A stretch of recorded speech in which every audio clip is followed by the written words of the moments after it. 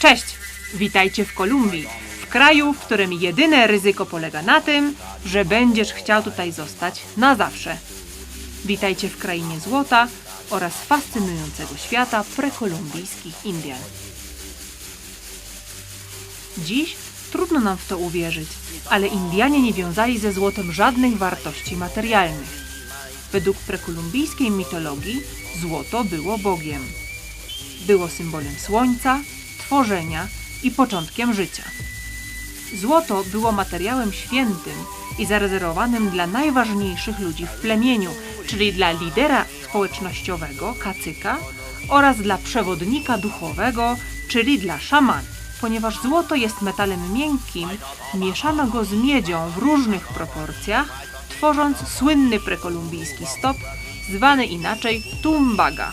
To nie tylko stop złota, ale zarazem symbol połączenia się mężczyzny i kobiety, ponieważ złoto to pierwiastek męski, a miedź to pierwiastek żeński.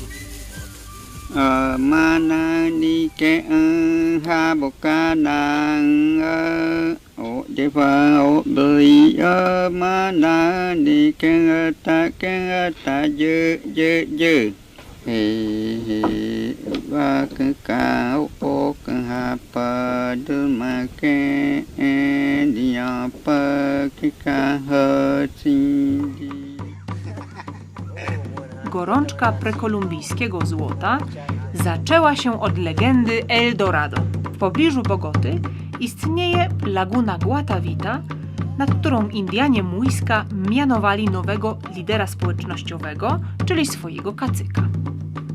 Młody mężczyzna, którego przez 6 lat przygotowywano do tej roli w poście i w celibacie, wypływał podczas uroczystej ceremonii tratwą na środek jeziora i tam składał ofiary ze złota i drogich kamieni bogom. Odlew tej tratwy, La Balsa Muisca, dziś jest najsłynniejszym eksponatem Muzeum Złota i świadkiem dawnych czasów.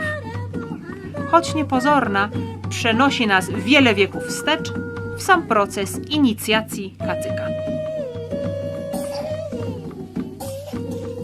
Szamani używali do religijnych rytuałów naczynia o nazwie poporo, w którym mieszali liście koki z wapnem otrzymywanym z muszli.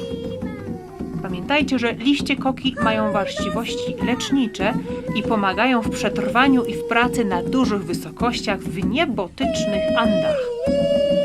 Najsłynniejsze poporo to złote poporo z kultury Indian Quimbaya, które znajdziecie na honorowym miejscu w Muzeum Złota. Poporo stało się symbolem Kolumbii oraz według ekspertów odzwierciedla hojne kształty latynoskiej kobiety.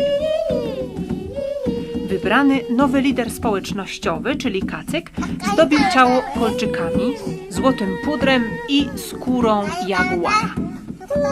Szamani również używali złotych przedmiotów, którymi ozdabiali swoje ciała, ale oni używali głównie kolczyków w nosie, napierśników, przepasek, a na głowie nosili złote dyski odbijające słońce. Miały one psychologiczne zadanie, a mianowicie pokazywały ich łączność z innymi wymiarami. To szamani kontaktowali się ze światem duchowym za pomocą transu, rytmu oraz halucynogennych roślin, tak jak andyjska roślina prawdy, czyli jahe, u nas czasem znana pod nazwą ayahuasca. Rytuały picia wywaru z tej świętej rośliny prowadzone są przez taitas, czyli przez dawnych szamanów i duchowych plemiennych przewodników, aż do dziś.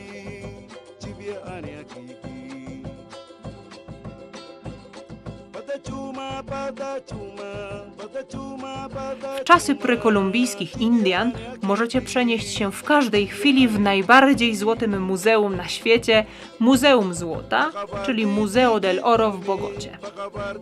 Do waszej dyspozycji jest tutaj 34 000 złotych eksponatów, a wszystkie mają ponad 500 lat i zostały zwykle przypadkowo znalezione podczas pracy na polach.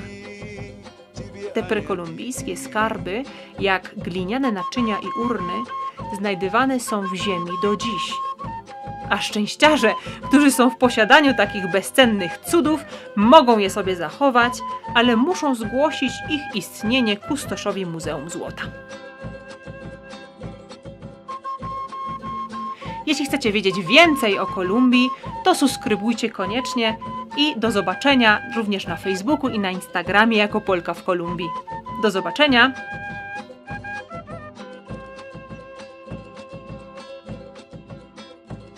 Patachuma, patachuma, patachuma, patachuma.